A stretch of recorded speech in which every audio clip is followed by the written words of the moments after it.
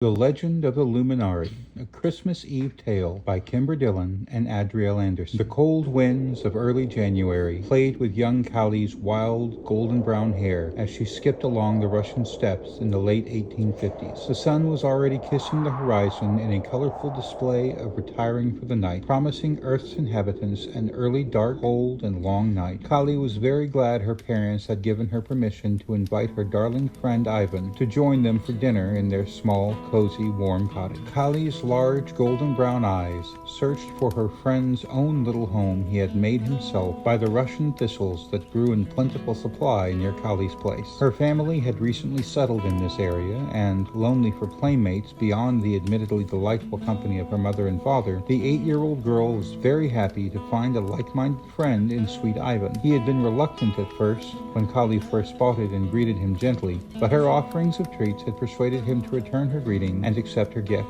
They had been fast friends ever since. Callie soon saw what she was looking for and called out, "Ivan, you have not gone to sleep yet, my Ivan. Come out," she demanded in her child's eagerness. Callie stopped by the entrance to Ivan's home and waited for a whole 3 seconds before she called out again. "Mother and father have invited you to supper." She rocked back and forth on her heels for a moment to keep warm against the bitter Russian winter. She pulled the hood of her green and purple cloak closer about her, warming her mittened hands with her breath. She stomped her feet a few seconds, having learned the rumbles even her small boots made on the ground sometimes alerted Ivan to the fact she was there for him and waiting. "Ivan, please come out. Oh, there you are, my little Zayka," Callie cried in excitement. A little, long-legged, long-eared, long-tailed, big-eyed rodent popped his head from his burrow, twitching his nose about curiously, leaping forward towards Callie as soon as he confirmed it was his best friend who had come knocking at his door. Callie cupped her hands and held them out in front of her. Though some 3 feet off of the ground, her proffered perch was no problem for the jovial jumping jerboa, who leapt up and lightly landed on her palm. Callie gently placed Ivan in the front pocket of her apron so as to keep him as warm as possible and wrapped them both up carefully with her cloak. She then ran as fast as her legs could carry her, making fast work to get them back to her cottage in safety as the sun lit up the clouds and sky in such bright colors in a promise to return the next day after its sojourn to the other side of the earth. "Mama, Papa, Ivan came out. Can he sleep over? Please?" Callie proclaimed loudly as she entered the tiny home, warm from the continually fed fire that heated the big soup pot and samovar for the tea. Scotch pine branches the family had decorated their humble home with made the place smell like Christmas, fresh and woodsy. The lovely soup and freshly baked bread promised to fill their stomachs for their Christmas Eve festivities. Callie took her cloak off and hung it on one of the wooden hooks her father had carved and attached to the inside of the door. Ivan poked his head out of Callie's pocket, sniffing the air in his comfortable nest. "Good. That makes our family complete for the night," Zimlia said brightly. "Set the table, Callie." "Yes, ma'am," Callie replied to her mother, a few steps taking her to the cupboard which held their simple, hand-carved wooden dining things. "Use the good silver and the fancy plates and bowls, my Callie," Dmitri, Callie's father, said with a twinkle in his eyes and a dimpled grin in his lined, weathered face. "I'll use the red and green lace tablecloth too, Papa." Callie laughed. "You both have been touched by the Luminari with that crazy talk," Dimly scoffed with a good-natured smile. "Luminari? What's that?" Callie asked, ever curious, while she set the worn wooden table with their only wooden bowls, cups, and spoons. "Is it time, do you think, Mama? Or is Callie too young to hear of the legend of the Luminari?" Dmitri asked of his wife, still grinning. It seemed to Callie her father was always grinning, at least while talking to a small family. Zimlia considered her husband's question seriously. "I think parts of it would be all right," she said with some hesitation. "Mama, I want to hear the Luminari, please. Oh, and Ivan does too. Don't you, Ivan?" Callie said eagerly, petting the jerboa's head gently with her finger. Ivan seemed to agree as he squeaked out a series of rhythmic chirps, trills, and clicks. "Yes, yes, my child. I will tell you the tale of your great-grandmother Vatroslava after we eat our Christmas feast. First, you must check to make sure the first star is out, or we may not eat our Christmas dinner until she appears," Callie's mother said brightly. Callie ran to the door and opened it, staring at the night sky. "Mama, Papa, the first star, she is out." "Then it is time. Sit down and let us thank Mother Earth for our great bounty and warmth," Zemlia said. "I need to get Ivan's little meal first," said Callie, going again to the cupboard and grabbing a colorful cloth bag she had sewed and filled with seeds of feathergrass, sunflowers, milk vetch, and wild clover herself. She sat down in her place at the old table, gladly eyeing the deep red beet soup her mother ladled in each of their bowls, steaming patterns of dancing swirls. They all sat down and then bowed their heads, held hands, and said thanks for the food, the fire, and their family. Between bites of soup and the sweet kutia bread filled with honey, poppy seeds, and walnuts, Kali fed a grateful Ivan from the bag of seeds she had gathered in the late spring and fall, especially for her friend.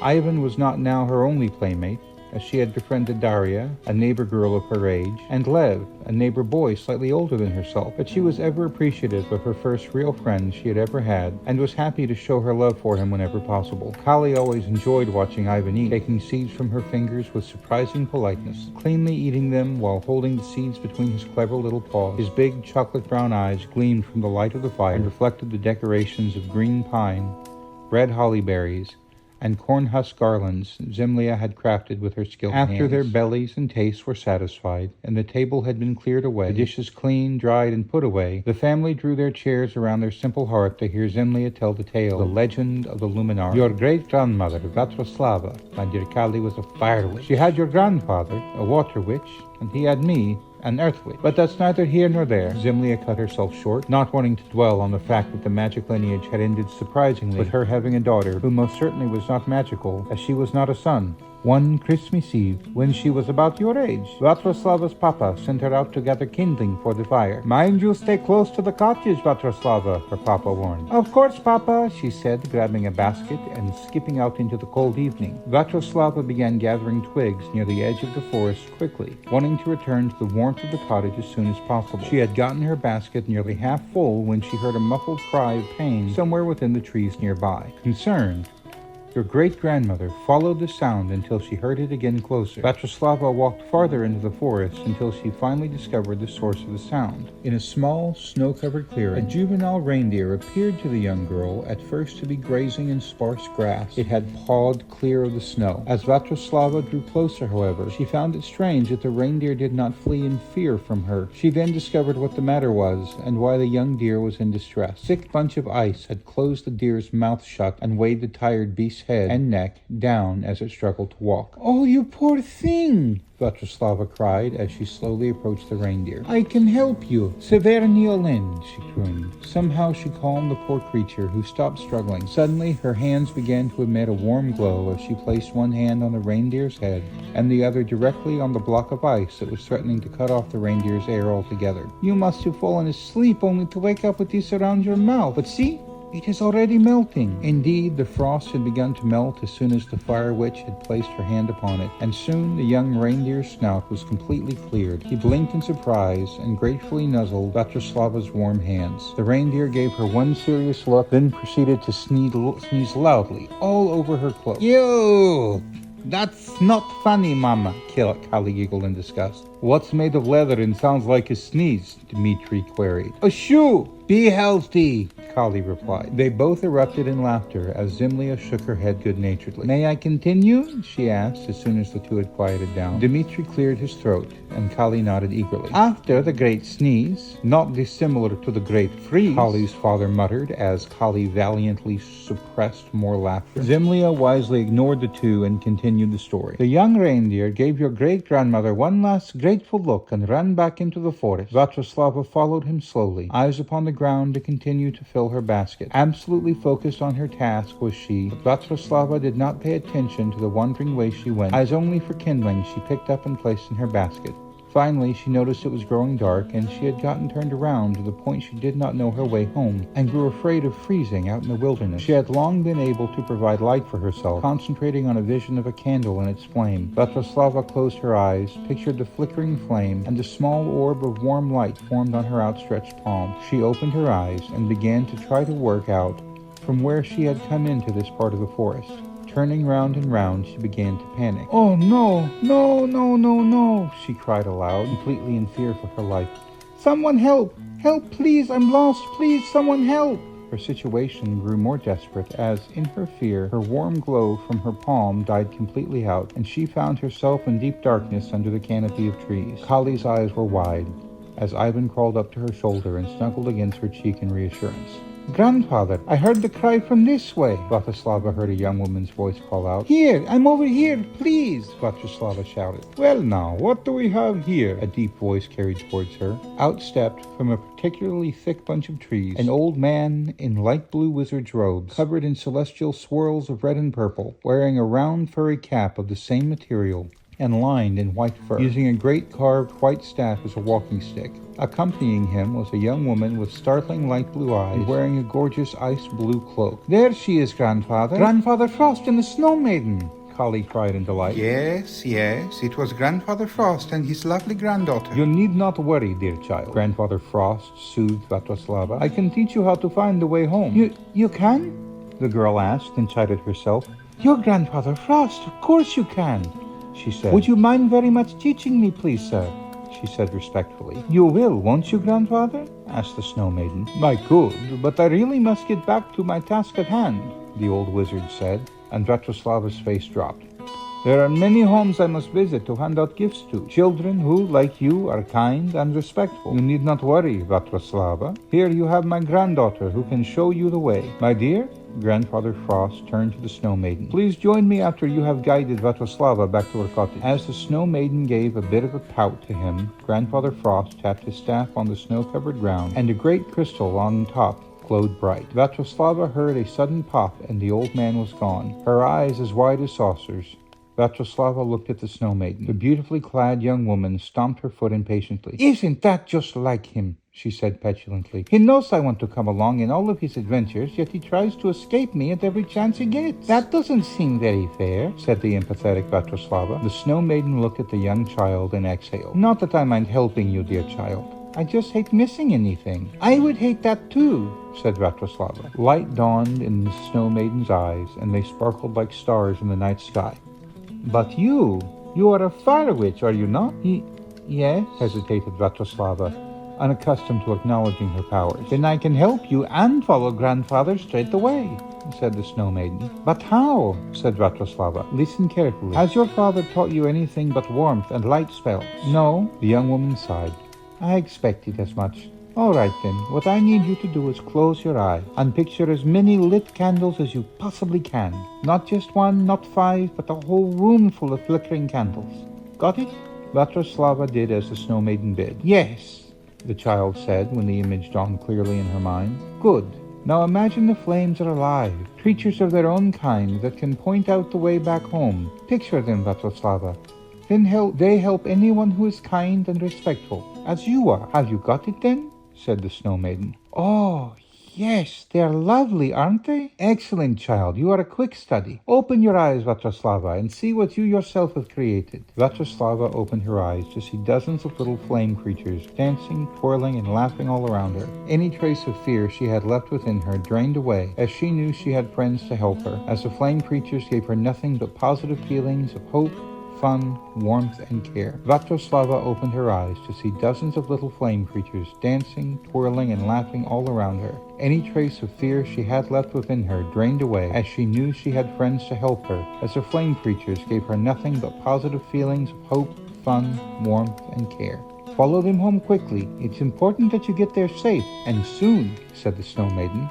I must pop off now. And suddenly all that was left where she had once stood was a puff of frosty hair. Svatoslava shook her head to clear it of all that had happened, and as she was about to turn to follow the fiery little creatures, from out of the frost a small vertical hole opened up, and a lovely white-gloved hand threw out a Christmas candle, which the child just barely caught. If, for some reason, the Luminari disappear, light the candle and it will call them back, the Snow Maiden's voice called out impatiently. She withdrew her hand, zipped up the hole, and the whole scene disappeared once again from Svatoslava's eyes. Wait just a moment, please. Where did the Luminari come from? Cried the child, overcome with curiosity. The hole opened up quickly as the Snow Maiden parted the air around her like curtain and stuck her delicate nose out in haste. It was a bit disconcerting, Svatoslava thought, to see a face with no body visible floating in midair like that. You made them, she said. But you told me about them, Svatoslava protested. I just made something up. I hoped it would work. I can't make fire. I'm a snow witch. You called them Luminari. Good name for them, don't you think? Things like that just pop into my head. Now I really must go. Good luck, fire witch. Go to it. And with the closing of the curtains, the Snow Maiden was gone. But how did you make the candle? Vatroslava asked, but the Snow Maiden did not reappear. So impatient was she to join her grandfather. The child looked down at the pretty candle in her hand. It was frosty blue with patterns of ice crystals all over it, and a healthy wick grew from the center of it. The girl carefully put it in a pocket within her cloak. She then looked up, and some of the Luminari drew closer to her, calling out to her in their high-pitched, reassuring voices. "This way, Vatroslava!" They bounced around her, darting off in one distinct direction. "Follow us!" Still holding her basket of twigs and sticks, she smiled at the fun in front of her and followed her newfound friends through twists and turns between the trees, a sure and winding path. Along the way, the Luminari danced and joked, laughed, and performed tricks and gymnastics for the Fire Witch's amusement. Before she knew it, Vatroslava heard her father's strong, worried voice calling for her. "No worries, O Fiery One. We will let him know you are safe and almost there," a group of Luminari said before darting off towards the direction of the cottage. Soon, Vatroslava found herself wrapped in the safety of her papa's arms, who quickly got the whole story from her as she walked back into the cottage. Her mama wrapped the child up in a warm blanket and sat her down by the fire straight away, pressing a mug of warm apple cider in her hands while scolding her for wandering off. That night, they lit the Christmas candle, and the Luminari danced and laughed and played the whole evening until it was time to go to bed. Every Christmas Eve afterwards, the family lit the Christmas candle and played with the Luminari until it was time for Grandfather Frost and his granddaughter to come and leave gifts. Zimlia finished with the story, a warm expression on her face. She had kept Kali's attention throughout the tale and was satisfied with her daughter's continued interest. "But how, Mama?" "How what, my Kali? How did the Snow Maiden make something meant for fire?" asked Kali. "Haven't I taught you, child?" Zimlia said. "Taught me what?" Kali asked. Dmitri answered, "That all spirits of Christmas, whether it be Pancho Claus, Papa Noel, Lady Befana, Grandfather Frost and the Snow Maiden, Santa Haraboji, or Santa Claus, bring hope and light in the darkest of winters." Kali scratched Ivan's ears for a moment, deep in thought. "I wish our family still had the Christmas candle," said Kali. "Ah, child, the candle was lost in the same fire where we lost your grandfather," Zimlia said. "Just remember, he looks after us and loves us, just like all of our ancestors. We can trust them to guide us." Kali smiled and yawned. "Time for bed, little one," her papa said, and Kali made a little nest from a small blanket she had knitted just for Ivan right beside her pillow, and the family were all quickly asleep, tired from the day's activities. "Happy Christmas morning," Kali said as she woke up suddenly, laughing as Ivan yawned sleepily. "Happy Christmas," Dmitri and Zimlia answered, stretching and waking up from the other side of the fire. Kali saw 4 presents wrapped in brown paper and string dyed. Kali saw 4 presents wrapped in brown paper and string dyed in red on the table and ran over to them. "Papa, this one is for you," she cried. "Mama, here's yours. Ivan, you have one too, Zaika, and here's mine." The family sat at the table and opened their gifts one by one, the oldest to the youngest. Zimlia was very happy with her warm, colorful shawl. Dmitri declared his new sturdy axe to be just in time, as the old worn blade must not like his old handle very much, as the iron kept flying off of it. So great was her love for Ivan that Kali curtailed her own gift opening for Ivan's, who graciously had gnawed through the red string his package had been wrapped in. "Look, Ivan, a whole new package of seeds." As Kali looked in the bag, she drew out a small handful of seeds, and the jerboa perched delicately on her hands and ate them one by one. "I have never seen seeds like this before," Dmitri said, picking up a couple in his own large hands and inspecting them. "That's Grandfather Frost for you," said Zimli matter-of-factly. "Well, Kali, it's time for your present." Kali gently placed Ivan down on the table to finish the rest of his seeds, closing up the bag for later. She picked her brown paper package up and unwrapped it with zeal. As she opened up the package, her smile faded as she stared inside the box in absolute amazement. "Kali, what is it?" her parents asked. Kali slowly reached into the box, not much bigger than Ivan's own gift, and drew out an object which left her parents in stunned silence as well. There in Kali's small hands rested a Christmas candle. It was ice blue with patterns of frosted crystal all around. The wick had clearly been burnt, but no sign of melted wax appeared. "Oh, my stars!" Zimlia exclaimed. "It's the Christmas candle! As I live and breathe, it's exactly as I remember it. Do you think it still works?" Kali asked. "There's only one way to find out," Dmitri said, lifting the candle carefully and lighting the wick from the fire. He set it down carefully on the table. The Tragus family held their breath as they watched the flames of the candle lick at the stout wick, cracking and popping softly. As Kali stared, vague features began to form within the ever-changing orange and yellow and blue fire. Or was it her imagination and wishes? Happy Christmas! A high-pitched voice called out. Then, no matter where they looked, there were dancing, floating, swirling flame creatures playing in the humble cottage. Their giggles and singing were infectious, and soon the family was filled with such a feeling of hope, belonging, and peace they had never felt before. Even Ivan jumped and danced about in exultation. That is when Kali and her parents knew that the kindness they shared could grow and touch their friends, neighbors, and their family, friends, and their family, and friends and neighbors, until the light of the stars, the hope of Christmas, at least for one sweet moment, encompassed the entire world. The end. Happy Christmas, Hanukkah, Yulsis, everybody. Remember, be your own safe place. And don't throw a hissy fit.